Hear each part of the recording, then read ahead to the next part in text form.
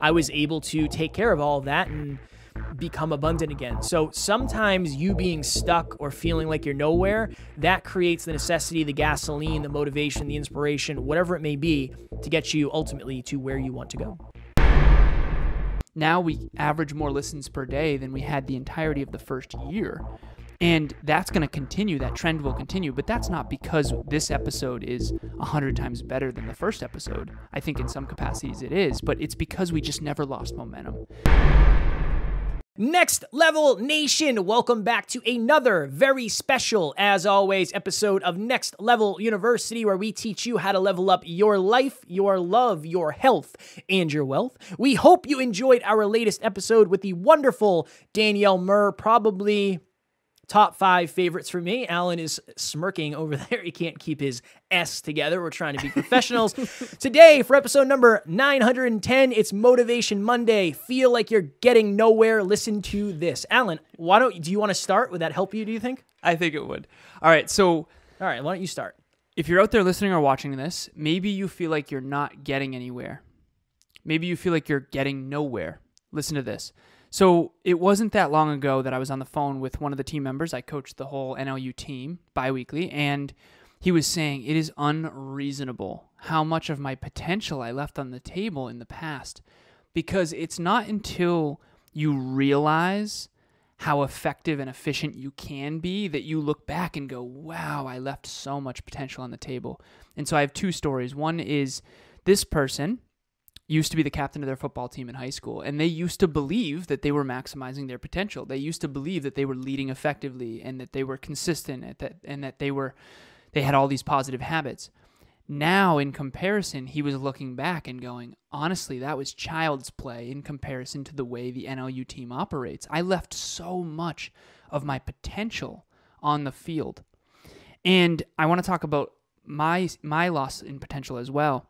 So when I was in college, this was kind of my schedule. So I did electrical and computer engineering in undergrad, and I did party a lot back then. So I was a college student, and I would go to class Monday through Friday, and every Friday night I would be going out to either a fraternity or we'd go out drinking or whatever with friends and such.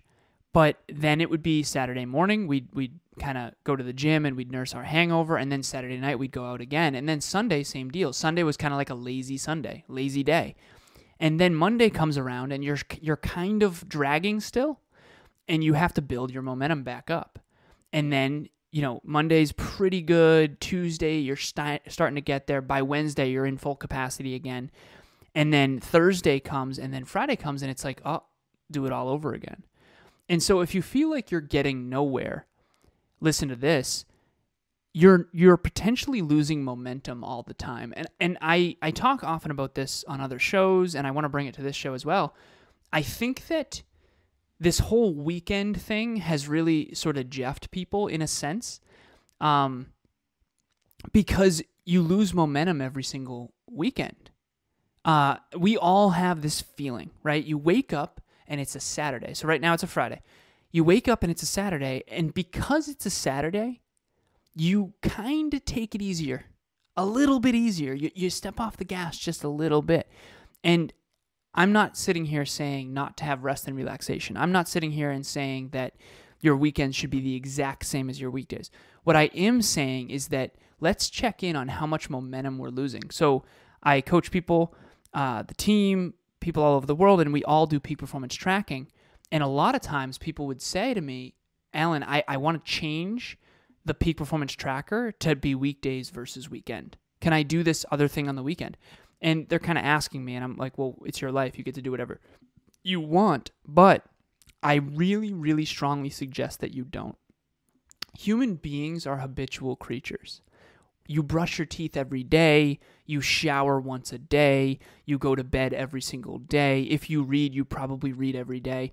We're just very much habitual creatures. And so if you lose momentum like I did back in college every single weekend, you're not igniting the compound effect to your full potential, and you're definitely not maximizing your potential. And so whether it's myself or Brandon or you, if we want to maximize our potential, if we want to maximize our greatest level of contribution, we have to understand momentum.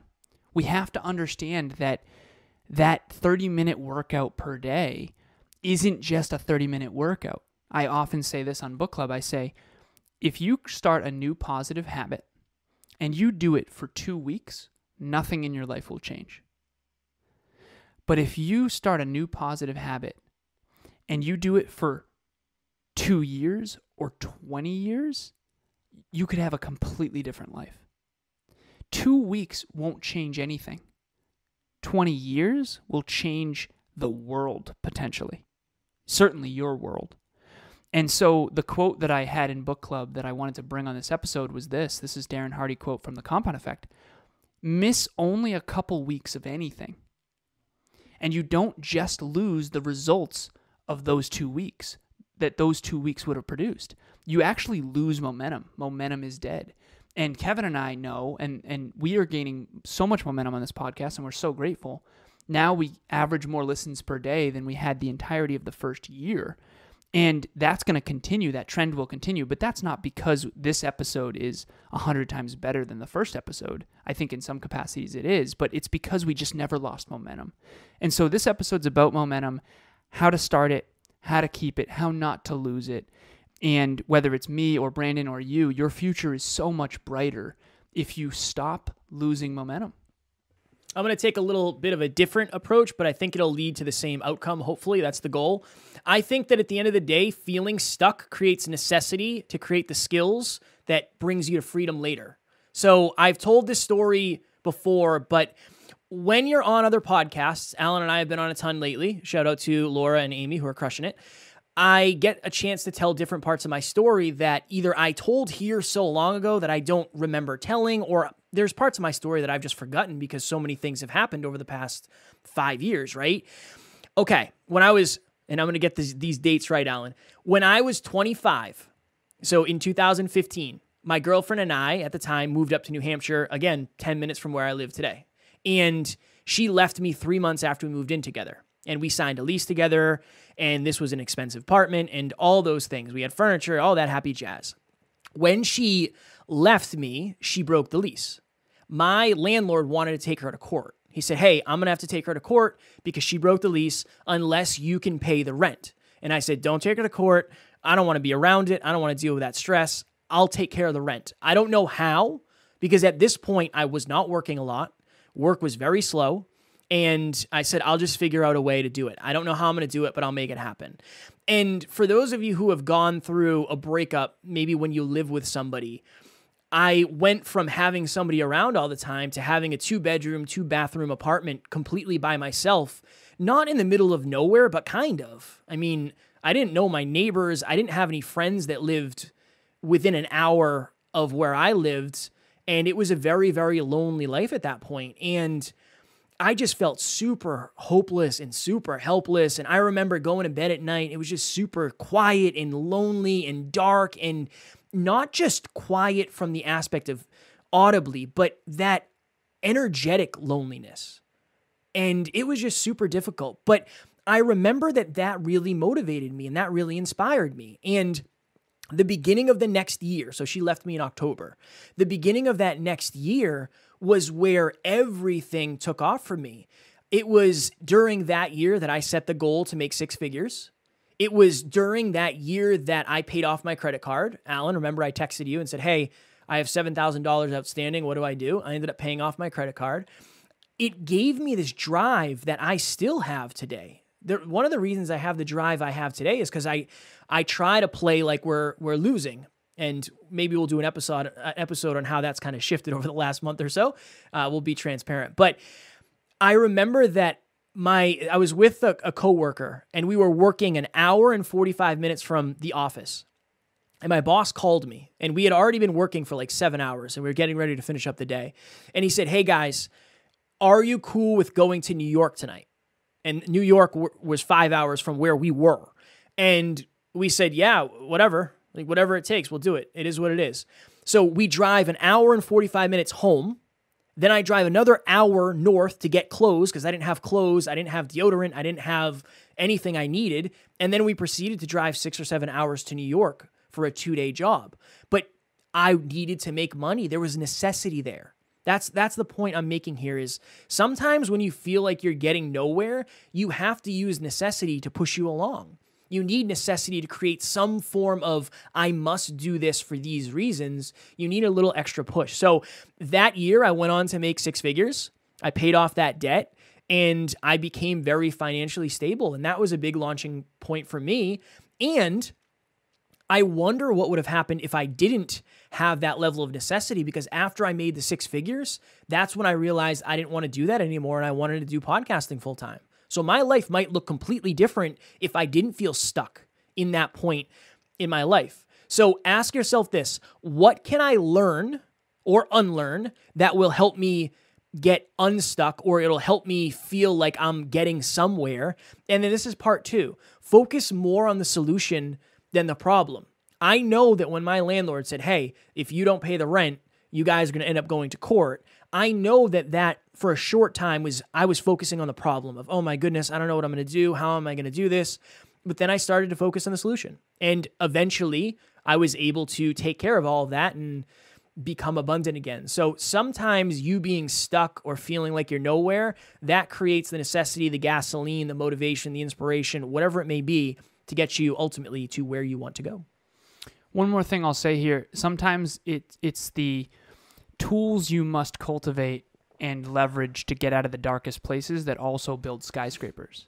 So those tools that Kevin had to use to get out of that dark place also built this podcast in many capacities, right? And so the other thing to understand here too, and then we'll go about momentum, and this is Motivation Monday, so this needs to light a fire under you. Kevin and I had the most successful last 2 months that we've ever had. So the first 2 months of 2022, I think our gross revenue was over $70,000. Now, that has nothing to do with what we're doing right now. It has to do with what we did for the previous 4 years prior to that.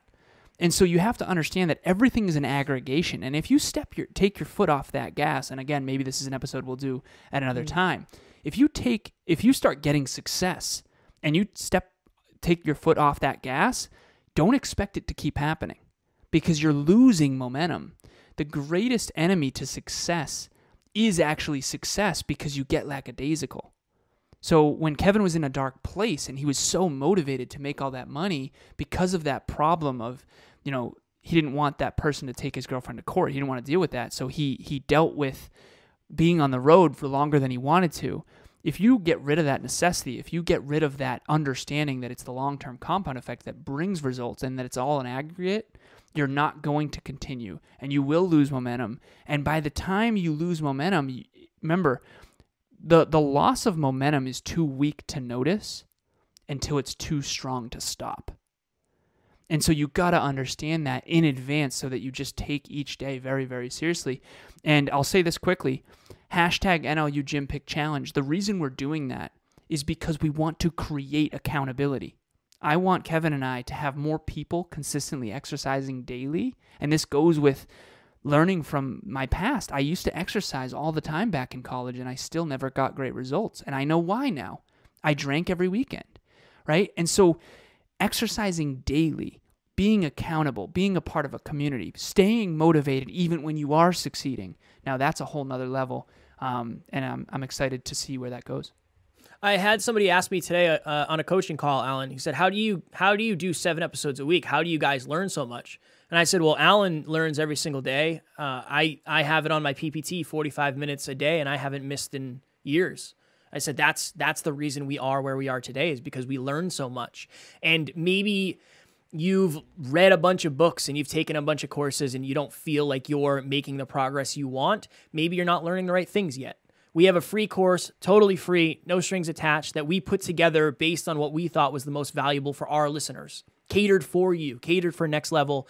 It's in the show notes. Again, totally free, but it's going to take you through our years of self-improvement and our years of personal development. And it's us taking out and highlighting the most important facets of that and delivering it to you. So click the link in the show notes. It's all yours for free, even though I wanted to charge for it. Alan Woodland. If you were to go to my Instagram story right now, you would see a bunch of reshares of people in this community who are doing the #NLUGymPicChallenge. All it is if you exercise throughout the day, take an accountability picture, tag Kevin and myself, we will reshare it. with hashtag NLU, all caps, GymPicChallenge. And if you go to my story right now, you'll see a bunch of people that are actually doing this now. So exciting. And Kevin and I are leading by example on that charge. So again, we want more people to be consistently exercising here at NLU. Also, if you're not around Next Level people, don't expect to have a Next Level life. We have Next Level Live coming up on March 26th. Not only are the speakers truly extraordinary, but the people in the audience are extraordinary as well. You are the sum average of the 5 people you spend the most time with. Come in this room. Stop feeling alone. Don't do this lonely land entrepreneurial journey alone. Even if you're not an entrepreneur, you do have goals and dreams. Come get to the next level with us at Next Level Live. Tickets are only $97 and they are selling out. We are only 2 weeks out at this point.